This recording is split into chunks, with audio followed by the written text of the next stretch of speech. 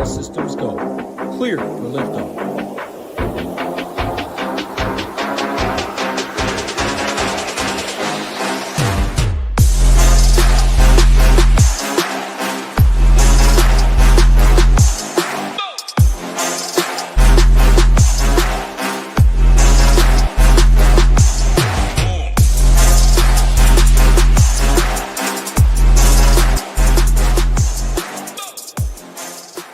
What's going on, golf fans? It's your boy GS Luke here with our DFS live stream for this week's Scottish Open. Gonna get you guys ready for all of your exposure. If any questions or player deep dives that you've got for me in the chat, a little weather report and how that'll impact rounds 1 and 2, as well as some lineup construction, a little bit of ownership towards the top end of the board as well. And then, like I said, anything that you're curious about on top of that, just feel free to let me know. But it looks like we've got a lot of you sweaty tryhards already in the live. We got Phil Smart down there.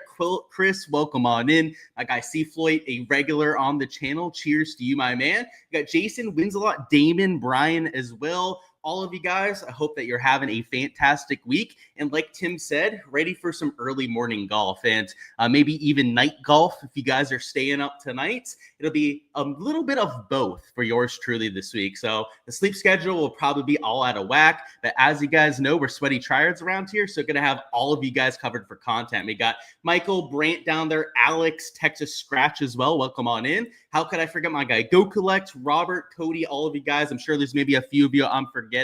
Let's have a fantastic week. So the first thing we're going to look at would be the golf course, which is the Renaissance Club. I do have a course breakdown on my channel that completely breaks it down, but it is a good little appetizer for what we get at the Open, because it's not quite a true link style golf course, at least for all 18 holes. I would say that there's 8, maybe 9 holes that you would say you could see at an Open Championship, but also 8 or 9 that are more like the American style golf course that we get in America. So I would say that it's a fair golf course. It gives the PGA guys a chance, also the DP World Tour guys, although they're lower level players in general, right? Not the same talent level. The golf course is conducive to them finding some success. So it's not overly long. It's just under 7,300 yards. And although it is a par 70, it's worth noting that there are 5 par 3s and 3 par 5s on this golf course. So a little bit atypical there. The next thing, and maybe the most important thing for this kind of slate, would be the weather, because when we get to Scotland, it can get nasty at times. And these forecasts, they tend to be extremely volatile as well. I mean, they'll call for, heavy winds one day, and it'll end up being a lot calmer than what they project. Vice versa too, right? They'll project a completely calm day, and then it'll blow to a 30, 40 mile an hour gale. But based on the forecast that we're getting right now, and you've probably seen this in other pieces of content, maybe on a Twitter post or two this morning, it looks like the PM AM guys are getting an advantage. And it's not so much tomorrow or tonight for us in America where you're going to see that sort of advantage. It's more so on Friday morning. So let's go through Thursday first before we get to Friday, where some people are seeing a pretty sizable edge. For tomorrow, it does look like the winds are going to die down as the day goes on. So this is the GFS model. So this is also maybe a little bit of an added edge on top of that. The sustained winds, though, are pretty consistent throughout the entire day. So they're going to be starting about, I think, 6, 7 a.m. local time. They're calling for 11 to 14 miles an hour in the morning. But in the afternoon, it starts about that 14 miles an hour and then calms down to about 11. So really the wind for round 1, at least for this GFS model, the main difference would be the gusts, where you can see in the morning, it's a little bit more gusty than it is in the afternoon. So for round 1, if you were using the GFS model, at least, you might say that the afternoon will play perhaps slightly easier than it is in the morning. It'll be warmer, which will make the ball travel a little bit further. Also, slightly less gusty will help the players out too. But then when we look at some of the other ones on here, like the UKV, for example, it's also calling for a similar kind of thing. Actually, earlier, it was the opposite. So I was going to try and give you guys an example of a weather forecast that maybe didn't agree as much. But now even the forecasts before that were calling for it to maybe flip on its head for Thursday aren't doing so. So you know what? I already have a pretty sizable PM AM edge in my lineups. After seeing the UKV flip, it was 10 minutes ago. We got that last updated model. It's looking like there could be even more so of an edge for playing the PM AM guys. So just for completion's sake, we'll show you some of the other ones on here. This ECM model is a little bit more flat for Thursday, so maybe not as big a disparity for playing in the afternoon, which I would say is probably the most likely outcome. I'm not really expecting the afternoon for round one to play easier. Same thing with this Medio Blue. If we go to the icon model, I would say it's the same thing here too. Maybe it gets slightly less windy in the last few hours of Thursday, but where there's almost I want to say like a definitive edge, but at least as of these forecasts, a much more clear-cut edge is when we get to Friday. And just for the sake of this, because they all tend to agree here, let's bring up the forecast for Friday all at the same time. So on here, we've got the sustained winds for Friday in North Berwick. You can see in the morning, they've got sub 5 miles an hour on all of these kind of forecasts, whereas right about noon, and it's kind of eerie how spot in line these are. The GFS, I would say, is the one that's maybe a little bit flatter than some of the other ones. But right about noon on ECM, Medio Blue, Icon, and then the UKV at the bottom down here are all calling for it to kick up substantially. It goes from about 4 or 5 miles an hour in the morning to closer to 10 to even 15 in the afternoon. And, if we were to click on one of these in particular to really deep dive what we're going to see on Friday, it is not only a higher sustained wind in the afternoon, but also wind gusts that are nearly doubling. And if we take a look at the GFS, that was the one that was a little bit flatter. This would be an argument that maybe you don't have to play the weather for this kind of event. But that's the reason I'm not going all in. Essentially, what I'm doing in my lineups, guys, is I gave the PM wave, PM AM guys about a 4-stroke projected point advantage for being on that side of things. So if you're a player up top, you got a 4-stroke advantage, even if you were a scrub down towards the bottom. And that's probably not the perfect way to go about it, but it's better than not adjusting your projections whatsoever. And what that's going to do is it's going to give me more guys from that wave by default. But on top of that too, if I think there could be a potential wave edge over there, if I'm trying to find my last few players in my player pool, and this is really how I used it for selecting players this week, and they were like 6, 7K guys, and I was trying to like kind of rummage through the diamonds of the rough to find out who to play, I didn't look at AM guys if they were my last few guys in. If I was trying to add my last like 30 to maybe 40 players to my 150 max pool, I chose to make it PM guys. And towards the top, I think there was still one AM guy I added to the mix rather late. But that was like a 9K range player. That was one of the best players in the field. But for my late ads, even like 7, 8K range players, it was a majority from that right side of the tee time. So I think that's the proper way to go about it. In my player pool, I'm about 70% PM AM guys and then 30% from the other side. One of the other players, for example, that I'm taking from the wrong side of tee times would be a Scotty Scheffler, who is your top-ranked player, the best player in the world. And I think that if you're going to make exceptions for the weather, you would make it towards the top end of the board. Now, could you have a few 6, maybe 7K range guys that you're playing on the AM side that you're mixing in just because they're super low owned? Like, sure, I think you can have a few that fit that description. But for the most part, if you take a look at my player pool and my Patreon page, you're going to see that it's guys towards the top like the Scotty Scheffler. So that's the weather over the first few days. If you're playing round one showdown, I would say it doesn't really matter when you're taking guys for your tee times. And a lot of times I say to play the morning guys because of the more receptive conditions. Maybe that means you could even go with a PM stack or like 4 to 5 guys from the PM wave, because they're going to be lower owned. There'll be a lot of casuals that don't look at the weather, that just assume that the morning's going to be easier side for round one. And if it plays flat, maybe the advantage is to go after some of those PM guys and then hope that they're a little bit overlooked compared to some of the morning starters. So that's what I would say for round one showdown. Main slate, in my opinion, is where it gets a little bit more interesting. And I would say if you're 150 maxer like myself, I wouldn't go all in on that sort of an edge. It's still, could go either way, because this is Scotland. We get some really weird weather forecasts. I prefaced it with that for a reason, right? To give you guys that volatility, know that it is at least within the range of outcomes. But I would say most of the time, you're probably going to see a half a stroke to maybe a stroke advantage towards that side of things. And, maybe that equates to like a 5 to 10% higher made cut rate for that side of the draw. It's not something that you have to have for every player in your player pool. But when you were breaking those ties, right, wouldn't you rather have the side that has a 55% made cut rate than the side that has that 45% made cut rate? So that's why I think it's more usable from that kind of perspective. And that'll be the 2 cents from the weather. So what we'll do next is we'll talk through strategy, any player pool deep dives that you guys have for me, and also ownership from 8K plus, which at this stage of the week, you guys probably watched a good amount of content, whether it's stuff on my YouTube channel, the SHIPIT Nation, of course, right? You got Hoop Tambo on Tuesdays, breaking it down as well, or the variety of different podcasts or videos around the industry. You probably have a good idea of who you want to play, but I would say that your picks, plays, your preconceived notions are, one half of the process. The other half that's arguably more important is the game theory aspect that we're playing, because if this is for DraftKings DFS purposes, and that's, of course, what I'm talking about when we're having this conversation, is you're playing against the rest of the field. Game theory, ownership has to be something that you're considering. And on a week like this where we're playing a different style golf course, it's overseas, you've got jet lag concerns, course history concerns with some of the guys towards the top end of the board. Some guys that have never played links golf before, I'm talking about Taylor Pendrith, could be a little bit of an issue there. Those are all kind of the things that you're going to have to navigate when it comes to ownership towards the top here. So we're going to go through the ownership from 8K plus to give you guys some insight into where the field is going. Also kind of talk through what my concerns are, or what the pros and cons with getting to some of the players are through that ownership lens. And we're not going to talk through the entire board when it comes to ownership. I do have to keep some of those projections behind the paywall on my Patreon page.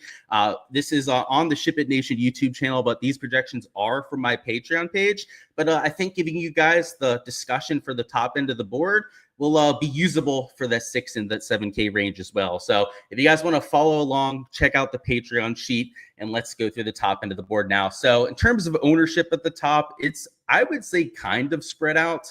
I've seen a lot more polarized ownership before. Like sometimes we'll see somebody like 40% owned, but Scotty Scheffler being 13K, especially with the lack of course history here, or at least of top level finishes, also at the Open Championship, like doesn't have a win, right? That's kind of notable at this point with Scotty Scheffler compared to a lot of other tour events. So Scotty Scheffler is not getting the kind of steam that you would think. So he's only about 20% owned in my projections, about 22.5% to be exact. Rory McIlroy, I have it just over that 20% mark. But even players that are being slightly overlooked, like Xander with his lack of form, he's still only like 14.5%. And Aubert, right, he's had some struggles with the form too, even missing some cuts over the last month or so. He's also still getting about 10% ownership. So rather than some slates where we get the 7 to even 6%ers in that 9-10K range, you're getting at least 10% ownership on most players. And I would say in single entries, you're probably going to see a single digit owned Aubert, maybe even closer to 10% owned Xander Schauffele in single entry, higher stakes contests where people aren't going to be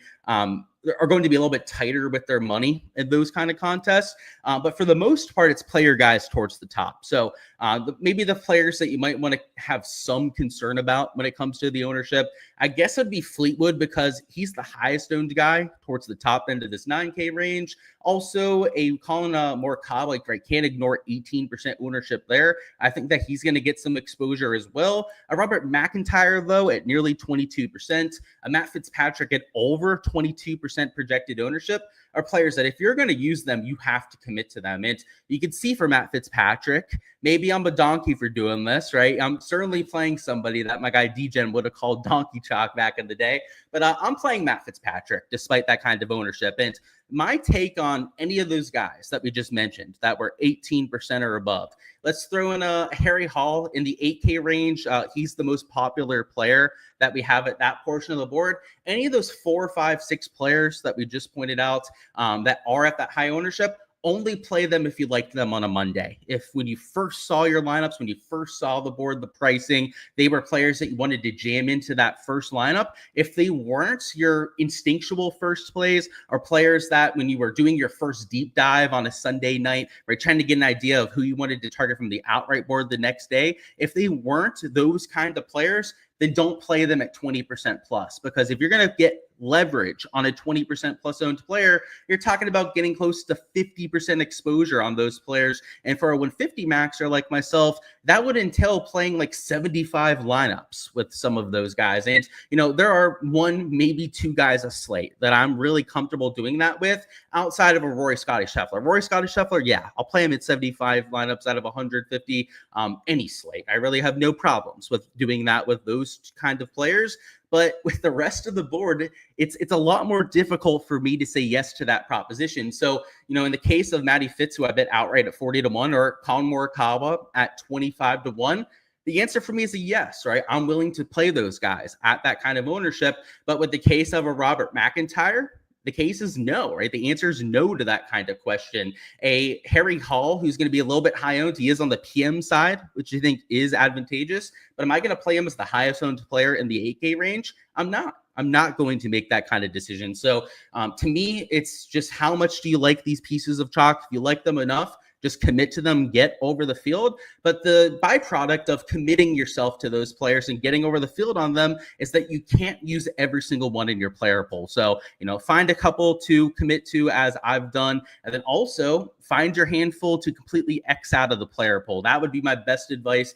And the smaller amount of lineups that you're playing, so let's say you're a 20 maxer, or maybe even less than 20 lineups that you're mixing in, you want to play even tighter than what a 150 maxer would do. So that means that you're going to have to cross off even more of those chalky options. Few things to note, like lineup construction wise, is that the 8K range in general is a lot lower owned than what we normally see. Like the average ownership for the 8K range, I can't give you an exact number off the top of my head, but it's normally closer to maybe 11, 12% in terms of average ownership.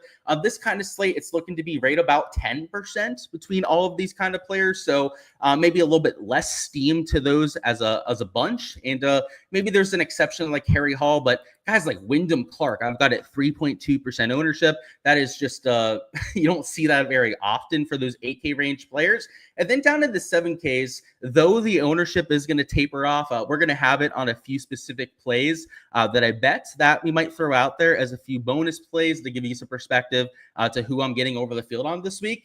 But the ownership is also still important for the 6-7K range. And I would actually argue that it's even more so important than what you have at the top end of the board, because if there's a spot to play chalk where you're going to be comfortable playing somebody in like 25 to 40% of your lineups, it's with a legit stud. It's not with somebody that is a DP World Tour player that you just heard of this week throughout your tout.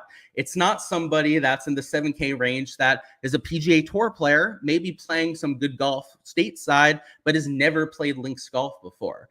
You don't want to play 30% of either of those two players. Now, do I have 30% plus of a certain DP World Tour player in my poll this week? Yes, but that's because I'm an expert on the DP World Tour, and maybe not a true expert yet, but I follow it a lot more closely than most people do. In fact, every golf tournament, I'm at least looking at the stats, at least trying to take a look at prop stuff for all these different golf tournaments. But unless you can say that yourself, or you're somebody that's following it any week to begin with, then you probably shouldn't be playing 30% chalk of somebody like a Christopher Wrighton, for example, who, like I said, you maybe heard from a tout from the first time this week. So that's my take on ownership. More important as you go down the board. There's some chalk that I'm taking in my player pool towards the top. But what you'll see if you follow my player pool on my Patreon page is that 7-6K range, there's almost no chalk. In fact, at least to my knowledge, there's no chalk that I'm playing towards the bottom end of the board, because my stands at this portion, we'll talk about Brian, I guess, but it was T. Lawrence and then Martin Kuvra, who were my stands for my content on Monday. Neither one's getting a lot of ownership. I've got Kuvra at sub 3%. I've got Thurston Lawrence at sub 7% ownership himself. So there's no reason for me to play chalk towards the bottom, right? If I didn't love them on a Monday, I wasn't already on somebody that was going to be over 10%. There's no chance that I'm going to use them in my large field GPPs. So that's the ownership angle. Hopefully it gives you guys an idea of where it's coming in towards the top end of the board. For everything that's blacked out in the ownership in the 6 and 7K range, check it out on my Patreon, which is in the link. It's in the description of my bio on X/Twitter. But now let's catch up on any sort of questions that you've got. So if there's any players you guys want me to deep dive, feel free to let me know. And I would say, shots gained metrics for PGA Tour players, that's going to be an easy one to do. I'm going to take a look at event history, also course history for a lot of those players. For the DP World Tour players, though, maybe that's where I'm a better resource on a week like this. I'm maybe not a walking encyclopedia for every player of this field, but for the vast majority of the DP World Tour players that made it into the Genesis, I know exactly how they play. I know their skill set. I know their form. We have the form on this spreadsheet for all those kind of players. So just let me know. We can go through it. We've got last 12 rounds, last 24 rounds. That's our PGA and DP World Tour. So we can go through the stats on any player in the field, event history, recent form, you name it. Which, by the way, guys, on the Patreon page, if you guys haven't already checked that out, all of that research is available there as well for everyone. So let's catch up on chat, catch up on these deep dives, and let's get this thing going. So can I provide some insight on these three players? I absolutely can. So you've got Kuvra, Rattan, and then Goddard. So let's do the Goddard one last because you have a follow-up question with it. So Kuvra, I don't know if you saw my content earlier this week. I'm assuming you haven't because you have a question on him, but I'm extremely bullish on his chances. I've been watching him for the last 4 or 5 months. He's been a standout ever since he got off the Challenge Tour. He won on the Challenge Tour, I think, 3 times in a 2-month stretch. That earned him his shot onto the DP World Tour. And then almost immediately after getting onto the DP World Tour, he's been a stud. And like by stud, I'm talking about top 5 player on that side of things. And I believe he's 22. He's either 22, 23 years old. He's extremely raw, young prospect. So that would be the argument against him. But he's a absolute striper. His approach play, he's gaining over a stroke per round on that tour. Last 12, last 24 round sample size, you name it. The kid is an absolute stud. And you can see last 24 round sample size. Let's see, where's he at right here? 1.12 shots gained approach per round. So yeah, if you're looking for a good approach player, young up and coming, really high upside player, Kubra's it. And I don't think he's getting the ownership either. So that's why I'm super bullish on him. And then you've got Ryan too. So I also like Ryan this week. I'm playing him in my player pool just for full transparency's sake. But he does it differently. He's a good putter. So if you take a look, for example, at his last 24 round sample size, and he's the same price, in fact, right above Kubra here, he's getting 1.2 strokes gained putting. So if you're looking for more of like a birdie fest player, I think Ryan would be the option. But at more of a difficult, grinded out kind of golf course like we have this week, I think that Martin Kubra is a better play. And it looks like a lot more people are playing Ryan in their lineups in large field GPPs. Not as many people are getting to Kubra. That's why I'm a little bit more bullish on the Frenchman Kubra. Then the last one you had there was Goddard. He said, if the wind stays low, can he bomb his way around the course?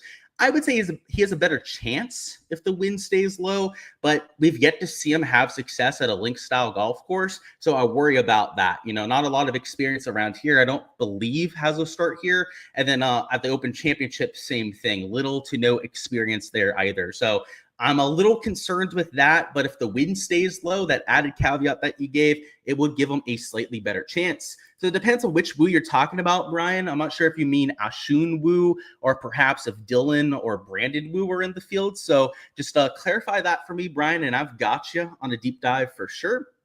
Let's see. You're not able to listen live, but can we tell you anything about Ryan? Yeah, so really good putter, as I was saying. And if we're getting this many questions about him, I am going to worry a bit about the ownership. I had him at like 5 to 7% in my projections the entire week, somewhere in that range. I believe he closed closer towards the top end of that range, by the way. And maybe it should be higher than that based on the questions that we're getting here, huh? This is Nick's week to shine. Yeah, anyone that watches the DP World Tour, it's your week to take advantage of the low-owned studs. What's going on, Zach? Are we staying up all night, Luke? And he said, should we look for the PM wave for first-round leader wagers? I wouldn't look like wave-wise for first-round leader. I think he could still be a morning guy, too. Like I said, scoring-wise, Thursday, it shouldn't be that big of a difference. But are we staying up all nights? That is still a game-time decision. I'm probably just going to stay up until 2:33. So until otherwise noted, that's most likely the plan here. What channels, apps will this be live on? They're going to have featured group coverage on YouTube. So follow the DP World Tour on YouTube. I believe that's for rounds 1 and 2. And then, NBC, Peacock, I believe, like your normal golf channels are going to have coverage at some points. With 5 par 3s, is that enough to add into a model? It could be, Mike, especially because they're mostly from 175 to 200, but not something that I added. I focused on the par 5s, actually, Mike, because historically a lot of the scoring happens on the par 5s, but I'm not against adding a little emphasis to the par 3s there. I like the way you're thinking with the extra hole included.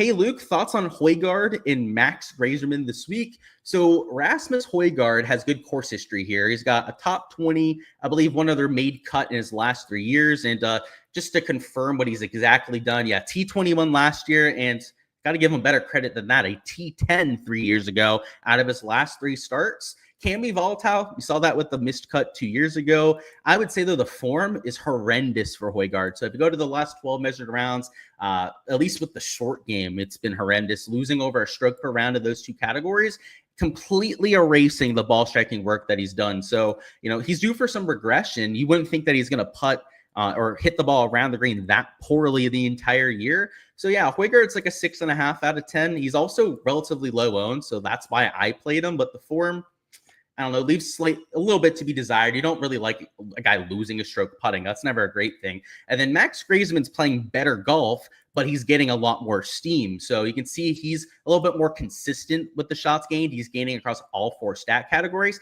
And because he had a top finish here last year, he also finished T21.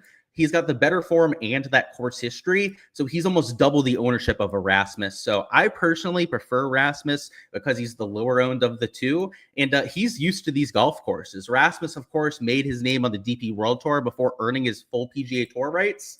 I think that plays at this golf course too. Thoughts on Victor? Victor, in theory, is a good course fit here. In fact, I've played him his first 3 seasons at this combined event, and he hasn't gotten the job done. Just kind of surprising me. So just to show you the course history, he's yet to have that kind of spike performance that you'd hope for from a 9K golfer. T46, T25 is not going to cut it. And then, of course, missed cut, far from what you'd hope 3 years ago at the Genesis.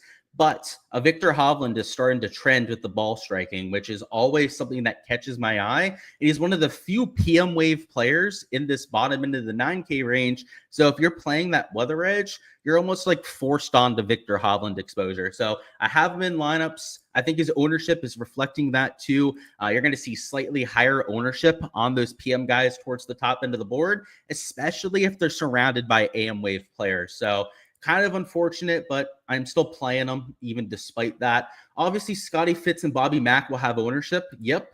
We'll play more Scotty and then one of those 2.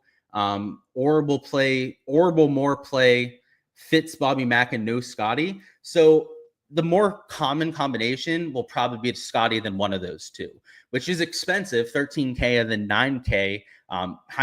Even high into the 8K range is kind of hard to do with a Scotty Scheffler lineup. But you're going to see a lot more people do that than be hyper balanced about it. So I guess you could go like Bobby Mack Fitz, and in theory, you'd have a different lineup construction than most other people. So I kind of see why you're asking the question, right? It's like if you really want to play the chalk, maybe the idea is just play the chalk together, and then you avoid the lineups that aren't going to be played that way.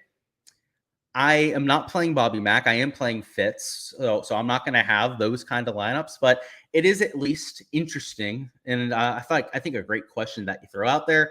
Thoughts on Tommy? He's got great course history. He's got great form. Unfortunately, the rest of the field sees that too. So, great play on paper, but great plays on paper usually end up chalky, which is exactly what's happening there.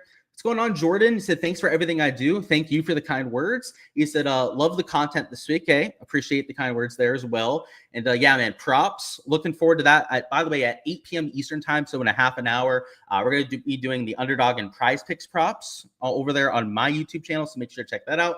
Can I deep dive Xander? So yeah, if we take a look at the quote unquote event history, he's got the win 3 years ago, but he's played here even when it was the Aberdeen Scottish Open. So even was on the DP World Tour, Xander Schauffele played on that side of the pond, and he's had a lot of success at this golf tournament. So excuse me, guys. That being said, I did not play him this week because I like a few other guys towards the top a little bit more. But I was telling Nick earlier that my biggest regret this week and the player that I'm the most scared of not playing is Xander Schauffele. So I will gladly tell the stream that I think he's a really good play this week. I just couldn't get there with my exposure, right? You can't play everyone towards the top end of the board. You've got to find spots to take out of the player pool, to X out, to get the kind of leverage that you're hoping for. Fantastic course history. The big, however, and the reason why I'm not playing Xander Schauffele is that the form's been terrible. He still is not, in the full form, right? He hasn't gotten all 8 chambers of that engine running, right? Rather than a V8, he's running at like a V4 throughout all of 2025. In fact, about a field average player over the last 12 measured rounds. That's the issue for me, right? Is that V8 that normally top 5 or wins around here is playing like an 8K range player. So that would be the argument against it. But it's a very scary fade because he historically has been good around here. Is the 4-shot adjustment accounted for in projections? 4-shot adjustment, you said, like the ones on Patreon, or just adjusted for in my lineups. It's not a 4-shot adjustment. It's a 4-point projection, and they are accounted for on the Patreon page. In fact, I know you're a part of that, right? Earlier, I posted a little comment, a little PSA on that, saying that they were accounted for there. So yeah, man, always accounted for on my projections, always will be. And if you guys have a website that you guys aren't getting like projections accounted for with the weather, then cancel your subscription as fast as you possibly can, because that's like the bare minimum. Like, you know how like you always hear from people on TikTok, like, oh, got to do the bare minimum in relationships. It's the same thing there. The bare minimum, you better be adjusting for weather. It takes 2 seconds, right? You sort your spreadsheet by AM versus PM wave, and then you add or subtract a number. It's literally the bare minimum, so they better be doing that. Harmon English could go well this week. I like Harmon with his links history for sure. I mean, Open champion, you can never go wrong. Harris English, on the other hand, he's got decent form, but terrible links course history. At the Open Championship, he's got 1 top 15. Outside of that, it's all 40th or worst finishes. So I don't love that for Harry. And at this golf course, he has no top 30 finishes. So I like Harmon a little bit more than the English, I would say. Deep dive on Benny Ann. So Benny Ann's got 1 good finish here.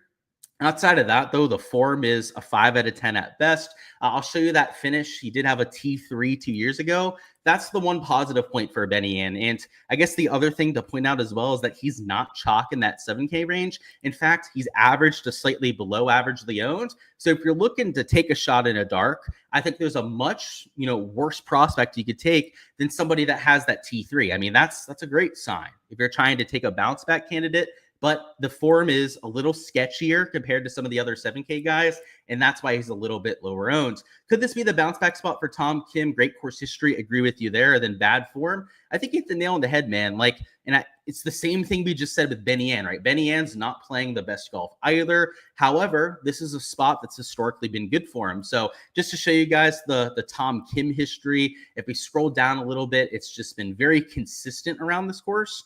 Let's see. So T15, T6, and then 3rd place finish 3 years ago. I mean, his worst finish was last year in that T15. However, he's not playing the same kind of golf as Tom Kim the last few years. So I understand why he's not getting that kind of steam. Now, I'm playing him in my GPP lineup, so I will always take a high upside, low owned play, especially a tour winner like Tom Kim. Like, I have no problems throwing him into 7 to 10% of my lineups. But if Tom Kim were chalky this week, right, I'd be fading that at the same time, because I kind of understand why the projection's lower. It's the form is nowhere near what it was before.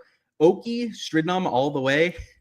I probably butchered that last name, but yeah, I've seen him in the DP World Tour fields, man, but even I don't know who the heck that is. It's a good day. Can we deep dive right in Laporta? So yeah, I gave the Ryan deep dive earlier, but Laporta's been playing really, really good golf. So if you take a look at the modeling, you take a look at the last 24 rounds for Laporta, he's going to look like an absolute god. Now, 1.9 shots gained per round, it doesn't matter what tour you're on, that is borderline godlike golf. But keep in mind, too, that it's against a DP World Tour field. So, this 1.9 strokes to the field is probably like a half a stroke to a stroke gain per field against legit PGA Tour players. So I like the form at $6,800. Unfortunately, though, he is getting some steam in lineups this week. Because the form is so good over there and it's just hard to overlook with his consistency, I think you're going to see enough slapdicks get there to where I actually like some of my other DP World Tour lower owned players more. So, I pointed out Cooper before, but there are a lot of DP World Tour guys that I'm playing at sub 2% this week that a lot of you probably have never heard of. Hence why they're sub 2%, sub 1% owned to begin with.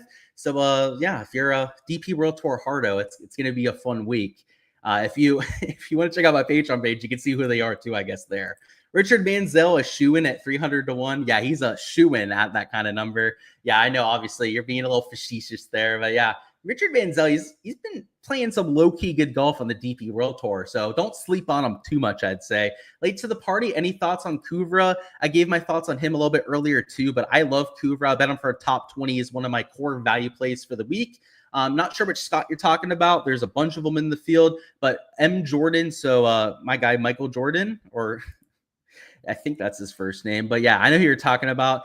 He's been playing really good golf on the DP World Tour. He's a short game guy, right? He gains a whole bunch of strokes putting. You go to the last 24 rounds, I can show you his shots gained profile. He's also priced up a little bit too because of the form, which is kind of unfortunate. So he's $7,000, which compared to a lot of the other DP World Tour guys is pretty expensive.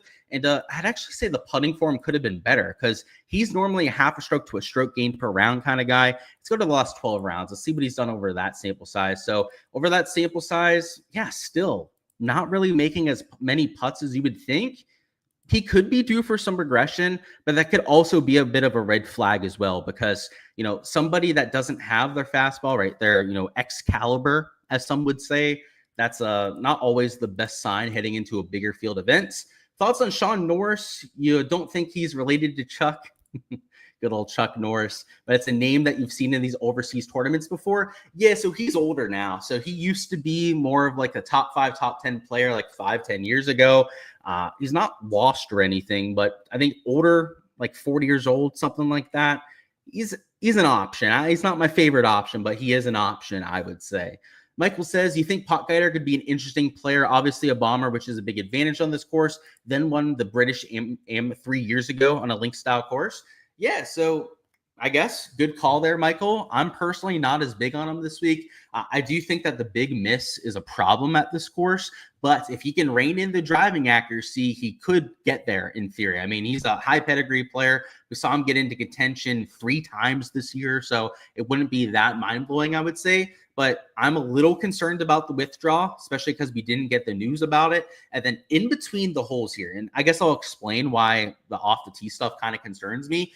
I don't think that like missing fairways is a problem. I think the problem is when you miss 40 yards from the fairway. And when you hit the ball 350 yards, you're going to have some misses that are 40 yards off. In between the holes at the Renaissance Club, there's like 4 to 5 foot long fescue. There are spots where if you hit it into it, there is 0 chance that you're finding the golf ball and you have to re-tee. That's what I'm worried about with Potgieter this week. If he can avoid that, it's also why Jordan Spieth, when he plays at this golf course, I have some concern there too, because like when he misses, it's just like Potgieter. It's not because he's super long or anything, just because he's Jordan Spieth and he misses the ball into other fairways. That's a problem around this course. Not sure which woo you're talking about, man. You got to let me know which woo because there's multiple. Of course, Damon. What do I think about the Rasmus mini stack? You're the Nearguard, Peterson, and the Hogard. Well, the name stacks are always funny in theory, but in actual utility, right? There's usually not that much there. But I do like Højgaard for some leverage. Nearguard Peterson, though, he's a lot chalkier than you would think for a DP World Tour guy. Now, he showed up in the major championship, US Open. That's probably why he's a little bit chalkier, right? Your casuals, even like the people that don't watch the DP World Tour, they got exposed to him at that event. So I think I like Rasmus a bit more, but I'm assuming in one of those other 4 spots in that lineup that you're going to have some differentiated plays in that 6-7K range. So yeah, I mean, taking ownership aside, I think both players are decent this week. Deep dive on Matty Schmid, please. So yeah, we go through the shots gained metrics there. He fell off quite substantially after that near win, which happens a lot to these guys when they have that kind of spike performance. And it's mostly been the irons that are causing them trouble. So you can see that they're losing about 3/4 of a stroke per round. Got to be super low owned though. So, I mean, I've seen worse plays than somebody that gains a stroke per round. I mean, to go back to that form, sure, the approach play could be a whole lot better, but he is gaining just under a stroke per round off the tee. So, yeah, I mean, he would be a super high upside, super risky GPP play, but I've seen worse stuff happen. Marco Penge, the guy that got banned for gambling on golf, that's right. And you think he did okay at Quail Hollow? He did for sure, Jack. He was an absolute wagon for us that week. We played him in Showdown, which paid off in rounds 3 and 4. He's a solid bloke in my book. And I will say, though, the ownership, Jack, is he's one of those higher owned DP World Tour guys. So I'm personally not super big on the DP World Tour chalk. Like if I saw a lot of people talking him up in content, if my ownership projections were really popping on a DP World Tour guy, I didn't play him this week because I watch enough of the tour to know enough guys that I like at this event to where I don't have to play the ones that are super high owned. So I'm personally not as big on them this week. You like Forrest, or maybe you're asking about Forrest. The one words with the last name, I don't know what you're looking for. So you're going to have to give me more than that, man, if we're going to ask a question. What's going on, Joe? He said you're lathered up, sweaty, and ready to win this week. That was I thought you were going a different direction there. So I just stopped myself. Thoughts on Harris English? He's got terrible links history, but good form. So, something going well, a few things working against him. So you're going to kind of have to balance that and figure out what to do. Joe Mama says, how do I decide between form and course history? Is this a week to put more emphasis on course history? And he said, not sure if this was already addressed because you just started watching. That's something that I balance every single week. It kind of depends on the course and the events. There are times of the year, by the way, where this changes too. So for example, I'll give you the most extreme example of it. When we first start in January, so like January 1st, I look at course history a lot more than I look at recent form, because recent form, the first of the year, is from like 4 months ago. So that recent form really doesn't mean that much to me. However, when we're in the heat of the schedule like this and we have running form for almost everyone that's in the field, it matters quite a bit. So I would say that it's still one to look at course history, particularly because like in the case of my shots gained, I have them for the DP World Tour as well. So I might as well use them at this stage of the year. So great question, by the way, man. And it changes week to week. And sometimes it's the golf course that dictates, adding emphasis to one side or the other. And sometimes it's the time of the year and the data that's available. If we have more data, I would say that you want to use said data. If you don't have that data, maybe that's when you focus on some of the longer term stuff there. Golf and Chuck Norris is over 40 now. Thanks, brother. Yeah, man, he's getting up there in age, but he's shown up a few times on leaderboards. So don't be completely mind blown if he posts like a top 25, that kind of thing. You're a little behind on playback, so sorry if it's already discussed. All good. Am I treating this week's player profile as driver putter or more as approach based? If driver, more bomber or accuracy, it's a very balanced one for me, man. So if you want my full take on the golf course, I do have about a 15-minute video that you can watch on it, but it's relatively balanced. And with the off the tee, it's slightly more bomber than accuracy, but it's like the slightest of all slightest leans. It's like a 55-45, maybe a 60-40 split between the driving distance and the driving accuracy. But overall, this golf course, whether it's for PGA Tour guys or for some of the DP World Tour, I think it's a very fair test of golf. Like they do a great job picking this event to get guys ready for the Open because it's links style, but not fully links. It's kind of DP World Tour like without being fully DP World Tour like. I just think overall for a bunch of different reasons that it works out. Also curious on Forrest. He's been all right here in the past. Yeah, so good course history. He's been okay on the DP World Tour. So I'll show you guys the shots gained metrics there. So last 24 rounds, they're not like crazy or anything, but they're also better than most. He's gaining across the board in all 4 stat categories. And historically, he's a better iron player than most of these other categories, which I would say usually makes him somebody I look at when I look at these DP World Tour boards, because ball striking is something that you can count on a little bit more than, let's say, a hot putter, a little bit more than, let's say, a hot off the tee play, which can kind of go based on the feel. Your swing with your irons, it's not like a guarantee success for week to week, but it is the most predictive stat that we have. So yeah, Grant Forrest, I mean, to show you guys the event history, just to show what everyone was kind of referring to there, the T39 last year, whatever, right? That's not going to pay off, but that 11th place finish is, especially at this $6,500 price tag. So yeah, I'm okay with Grant Forrest. He is in my player pool, and it's kind of the course. Yeah, that's the main reason for me that I'm getting there, but also the form. I mean, gaining across all 4 stat categories shows that you're doing it in a very sustainable fashion. Finally made it. What did you miss? You missed just about everything, Nick, but I know you're watching it on replay. So cheers to you, my man. How disappointing is the payout structure of the drive the green? They should guarantee 40K and flatten it out.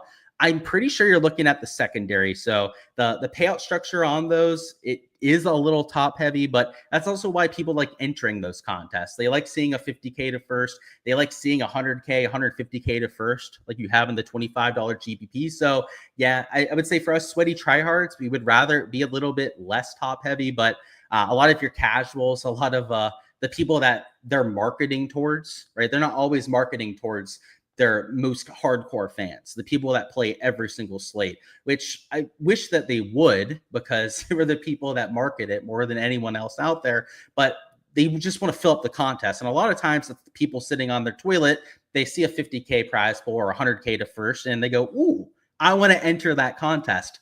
That's what they're banking on a little bit more. So yeah, it's unfortunate, but it is what it is. That's just business 101 right there. You're so late, you'll shut up and just watch the replay. Yeah, probably best to do that. You're going to ask a lot of questions about stuff we've seen. Did we deep dive SpongeBob China version? We haven't. And yeah, shout out to Nick. We're talking about Haotong Li, who I love this week. And I hate that, Nick, we're supposed to keep those sleepers to ourselves, right? We're not supposed to broadcast them in front of the whole live stream. But yeah, the nickname was too good not to talk it up. He's the SpongeBob version of China. He's like the Chinese SpongeBob. If you take a look at him and you put SpongeBob side by side, you'll see what I'm talking about. He's one of my favorite players overall. He used to play on the PGA Tour quite a bit too. He fell off. I think he got injured, went down to like number 600 in the world golf rankings, and now he's just starting to come back. So shout out to my guy Haotong this week. Thanks for all your help. It's been a couple rough weeks in DFS. Hey, maybe this will be your good week then. It's been a couple good weeks for me, so just got to ride the ups and the downs, man, right? Because just before I had a couple good weeks like I have recently, it hasn't been that good for me. So like, you got to ride them out. And sometimes it's showdown one week that'll carry you. Sometimes it's main slate that'll carry you the next. It's just keep at it. The process is the most important part. All right, last one, thoughts on Stevens and or Matt Wallace. So Stevens has great form, but no links course history. So you got to kind of balance that. For me, it's like a 5 out of 10. I think they kind of cancel each other out. And then Matt Wallace, decent links history, but no good form. So it also kind of balances it out. So, and by the way, those players that kind of get balanced out where they've got the links history, but not the form, or the other way around, if they're low owned, I'll play those guys. Like that's okay with me. But if they're chalky, like the case with Sam Stevens, he's getting some ownership this week, then I don't like it as much, right? So like between those two, Sam Stevens, kind of like an iffy play to me, whereas Matt Wallace, who's completely overlooked, looks a lot better on paper. Is it Nick Taylor looks good on paper? What do I think? I would say that like maybe the shots gained look good. Is that what you're talking about with Nick Taylor? I'll look at the form too. I'm not exactly sure what he's done at this golf course. So yeah, I mean, the form looks good with the ball striking stats, but let's see what he's done at this golf course in the past, because yeah, I guess the top 20 is decent. He's made some cuts. If you need a cut maker, I think that he could make a lot of sense here, but I mean, he's never really shown up at Open Championships before.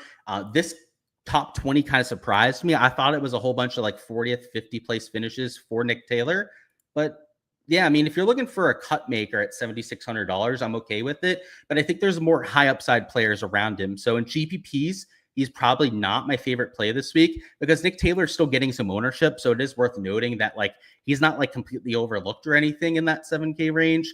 But compared to a lot of the other guys there, he's a lot safer than them. So I'd say like cash, especially, like he'd be one of my favorite cash plays this week. Haotong is quite the character. He is indeed. You got to find the picture, by the way, of Haotong with glasses. He's got to have the glasses on to look like SpongeBob, but I swear to God he does.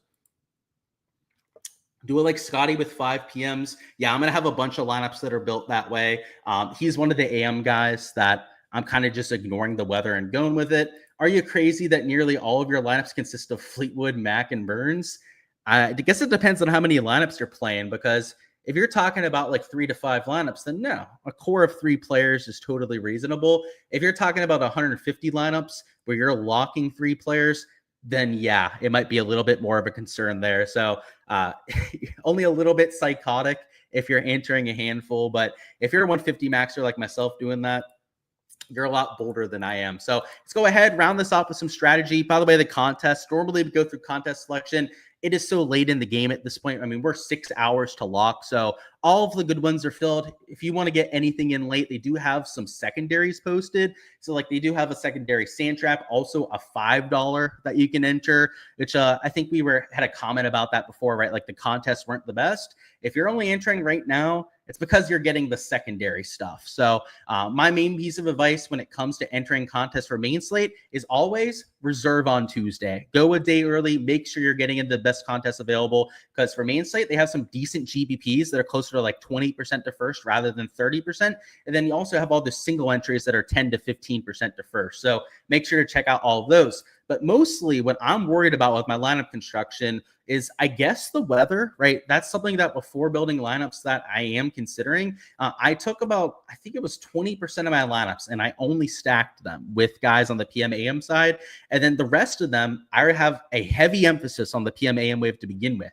I think like I said, 65 to 70% of my player pool are guys on that side of things. So I'm going to get lineups that are only 6-0 by default anyways. And then on top of that, because Scotty Scheffler and my exposure is like 40, 50% owned, I'm going to have a lot of lineups that have 5 guys on the PMAM side and then Scotty Scheffler on the other side of it. So maybe your optimizer is doing this for you. Maybe you just let the player pool do the weather side for you.